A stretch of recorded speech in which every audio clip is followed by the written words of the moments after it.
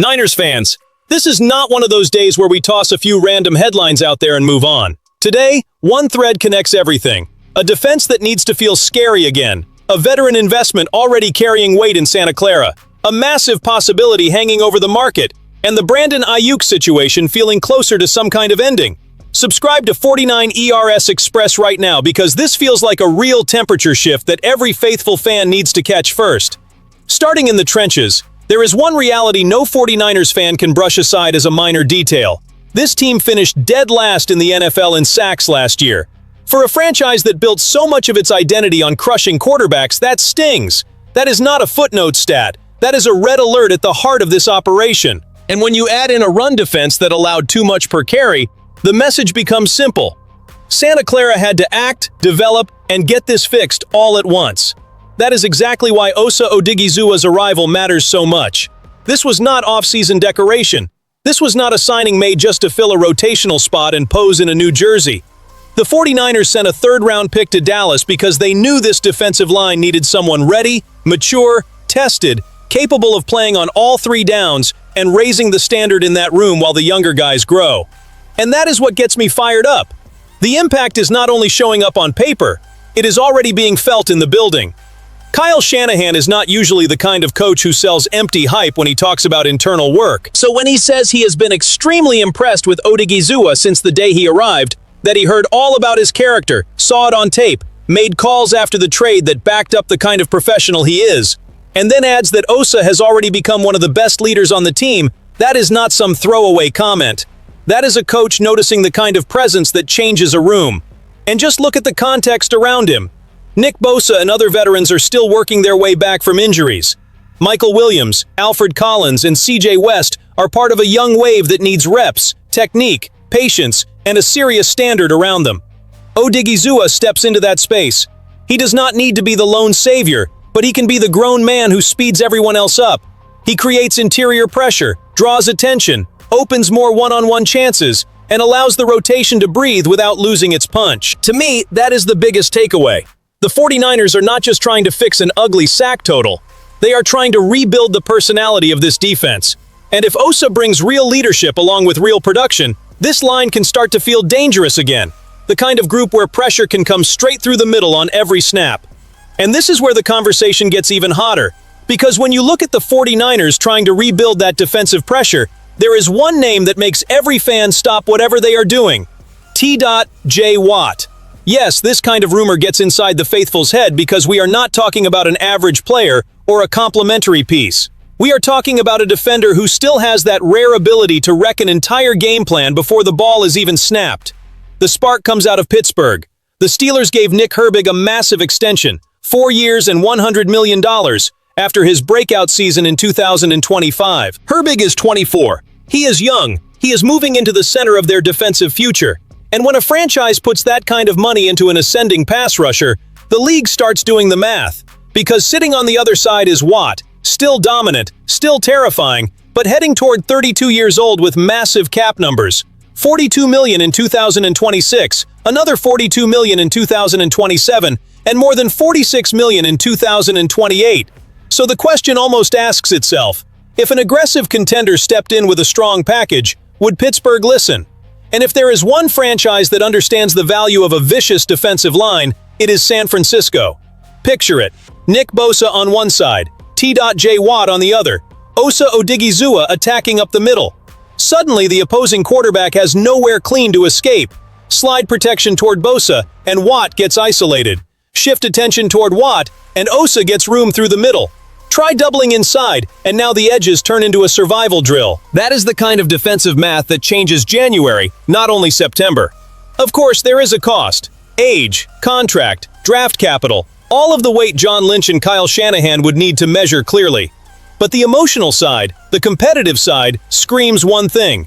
The 49ers are in a title window, and title windows do not reward timid football. They reward big decisions, sharp reads, and the courage to turn a weakness into a weapon the league has to respect. Maybe this never gets beyond the off-season rumor zone. Maybe Pittsburgh looks at Watt and says he is still untouchable. But the fact that this scenario fits the Niners' identity so well already shows where the pressure is. This defense has to become the problem nobody wants to solve again. Now the story shifts to a different part of the body, away from the violence of the defensive line and to the left side of protection, where for years the 49ers have had something almost unfair. Trent Williams wiping out problems before they could become a crisis. But this news brings a different kind of emotion, because that 2-year, $50 million extension, keeping Trent locked in through 2027, does not just feel like relief. It feels like a countdown. Trent himself admitted this will probably be the final contract of his NFL career. And when a player that great says something like that, you can feel the weight behind it. This is not just a veteran thinking about the future. This is one of the greatest tackles in football history looking toward the finish line and trying to decide how he wants to walk away, still playing with elite football left in him, or pushing forward until his body lets the league take the jersey off his back. His words landed hard because they were honest. He said it is scary, and it is. Trent turns 38 next month, but he still carries the respect of a dominant player. The problem is, the clock does not negotiate with anyone. He can still beat edge rushers. He can change the angle of the run game. He can give Brock Purdy peace in the pocket. He can make a protection call feel simple. But away from the field, life is calling. And that is the part that humanizes the whole story. His daughter was born just months before Trent entered the NFL as a first-round pick in 2010, and now she is getting close to 17. When he says he feels like he missed a major part of her life until adulthood, the conversation leaves the film room for a second. Because we demand Super Bowls, we demand urgency, we demand aggression, and we should. But we can respect the man under the helmet. He wants to be there when she heads off to college. He does not want to be at a joint practice while his daughter is stepping into the next stage of her life. So I want to ask you in the comments, knowing Trent probably only plays through 2027, does that make the 49ers' responsibility to attack this title window even bigger right now? For me, it does. Because as long as Trent Williams is protecting the blind side, San Francisco cannot behave like it has unlimited time. This contract is not only security, it is a beautiful, heavy warning. Take advantage of the giant while the giant is still here. And then we come to Brandon Aiyuk, maybe the most exhausting saga in Santa Clara over the last few years. This is not just about talent anymore, because talent was never the question. Aiyuk can play. Aiyuk can separate. Aiyuk has been a real piece in this offense. The problem is that the relationship has been pulled too tight for too long, through the contract, the absence, the strange messages, the injury, the guarantees, the frustration, and now this sense that everybody is simply waiting for the official move so they can finally move on. The 49ers are still waiting deep into the offseason to completely separate from the receiver, and the team showing up the strongest on the other side is Washington.